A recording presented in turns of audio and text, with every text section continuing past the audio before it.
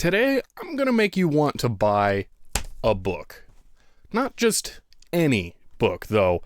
This is, possibly the coolest book any vintage computer collector could possibly get. Now, this book was released in 1984 for a price of $20. That's, kind of a lot. With inflation, that comes out to about $50 today. So, this wasn't a cheap book, and I don't suspect you're going to have an easy time trying to get it after this video. And, I'm sorry, but you're gonna want this book after this video. Now, the book is titled Inside the Personal Computer, an Illustrated Introduction in 3 Dimensions.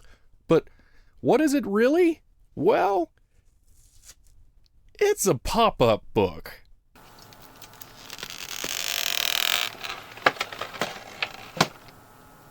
And it gets even better because not only is it a pop-up book, it's an interactive pop-up book. So here on the first page, we have a full computer model here, and it prompts us to insert a disk and close the door. And it has loaded a small explanation on the screen. The bottom disk drive has a flap, but doesn't do anything. It's just a flat piece. So yeah, we have a 3-dimensional model of a computer that folds out of the book.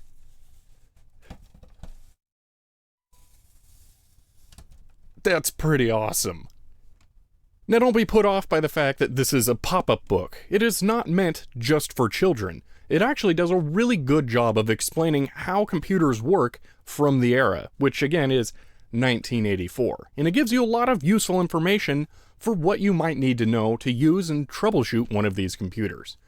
So we can get moving on here, and we can see that in this overview, it's going to tell us about the keyboard, the CPU, or all of the bits inside of the computer. It's going to tell us about the monitor. It's going to tell us about the disk drives, the internal memory and ROM, and software. This book is just really good. So let's move on to the first example it explains. The keyboard. Now, their first example here, right off the bat with the keyboard, isn't too totally accurate. They say down here that the keyboards send out a series of pulses to represent each key press. Now, while that would be true in later keyboards like PS2, not so much in USB because that's a diff pair signal, it's a lot more complicated. Keyboards like this, especially in their example computer here, which is something more like a TRS-80 Model 3, they're showing it, sending out a series of pulses here. So if we press down the M key by pulling on this tab, we'll see that we get a series of off and on pulses. Now, what they're representing here is actually an ASCII character for the letter M. Now, there were some keyboards that had ASCII character codes that they would send, like the Apple I, but that was far from the standard in the era. Keyboards then and now both use columns and rows to scan a keyboard. So after one column would be sent a signal, say, hi, another row would be detected as having a button pressed, and it would know that between here and here, that key was pressed. The keyboard itself doesn't work by detecting pulses. I only mention that because it actually goes into pretty good technical details of the devices throughout the book, and that one's kind of inaccurate in how the internals work. But throughout the book, it does give you some other good examples. Here, it shows you how you can decode a binary number and see the different binary representations of actual numbers. Now, it doesn't have leading edge zeros, which is kind of a strange choice, because in computers you would always have a 0 there, but they're trying to make this more understandable for the average person, except again with that ASCII code where they have a leading 0 for the different letters, despite how they would actually be. But this is still really awesome. You have all these interactive parts that you can explore stuff. And over here, finally, we have an example of a bit where we can turn off a light switch. I'll definitely forgive them for this inaccuracy, because the whole book is full of awesome fun examples like this that, if you don't know how computers work, would really teach you a great deal. Now let's move on to the next page. There aren't actually that many pages in the book. This one explains how the inside of the computer is laid out and how different components of it work. Unfortunately, this is one of two parts of the book that, for me, don't work, or in this case are just incomplete, because there should be a small paper chip here that you're able to fold up and install in this socket, but mine is missing that. And unfortunately, if I grab a real equivalent here, it doesn't actually fit. It's not the correct size, which is kind of a shame, because their CPU over here is the correct size, but that's fine. I couldn't fit it in that if I wanted to anyway, since it doesn't fold flat. Now, this whole area of explanation is a bit heady and really technical. If it were me, I probably would have put this at the end of the book, not on page 3. But it does go into discussing how all the different parts work. We have memory, we have the CPU, of which we have a die exposed, and I believe we can lift this, yeah, and see underneath the logical blocks of how, a CPU would work. And it does go into some Boolean operators, but not many. You could have had some more examples of this. Probably could have had some papercraft examples of actual Boolean operators, like an AND gate. You know, that I could see that working. That would have been cool, but this book's plenty cool enough already. There might be some electronics-specific pop-up books that I don't know about, so they may have done something more like that. But yeah, we've got other stuff like ROM, the input and output, and buses, which it does have a very clear example of a bus on here. I don't know what these slots would be. It's kind of interesting, but yeah, the whole thing here, it does a pretty good job of explaining all this stuff. Yeah, it's pretty sweet. All right, on to the next page, which is the floppy drive, complete with floppy disk that you can pull out and put in and latch into place. And if we take a look at the top, we can open it up and see inside and see where the floppy disk goes in between the top read-write head and the bottom read-write head and the spindle motor and just some of the circuitry in there, how it might have a controller, although you don't usually have a board on the top and the bottom, but still, that's pretty sweet. And just beside the full drive example, it has a little diagram that shows how the read-write head moves back and forth on the disk to read all of the different tracks on it. This is a kind of hard one to pull on mine. I don't know if it'd be better on other people's, but still, that's really cool. But that's not the only explanation of tracks.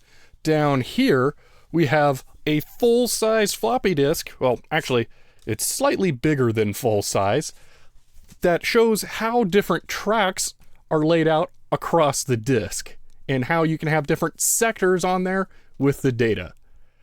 This thing's really cool.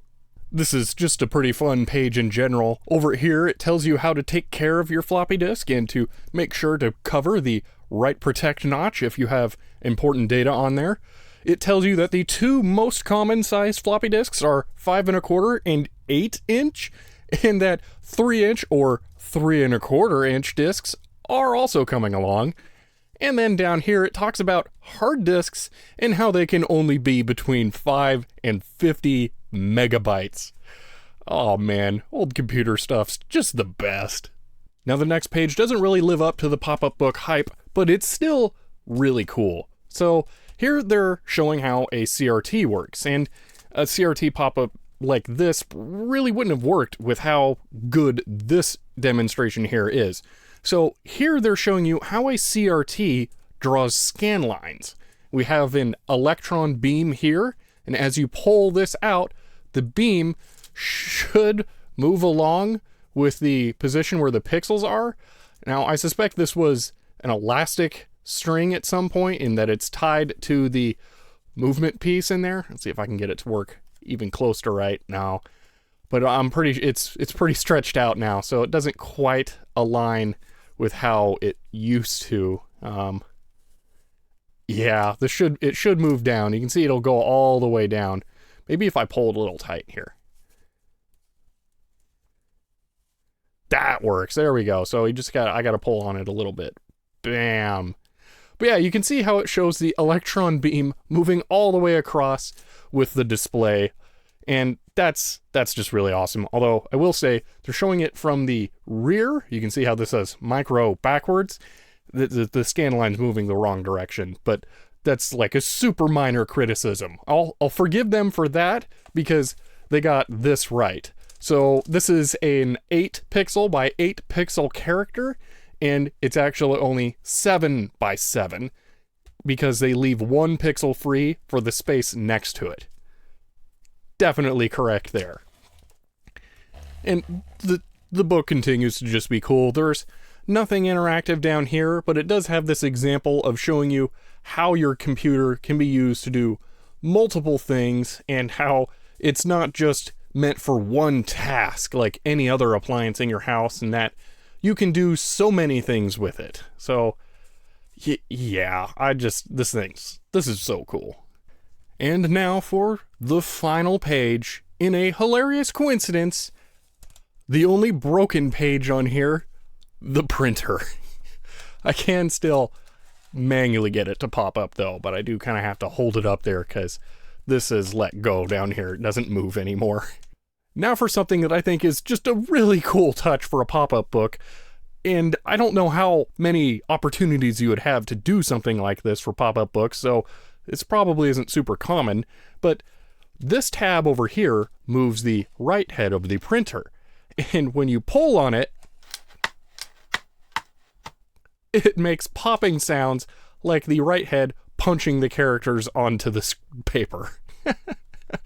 And it does that with little tabs and a piece of loose cardboard in there, kind of like a playing card on the spokes of a bicycle.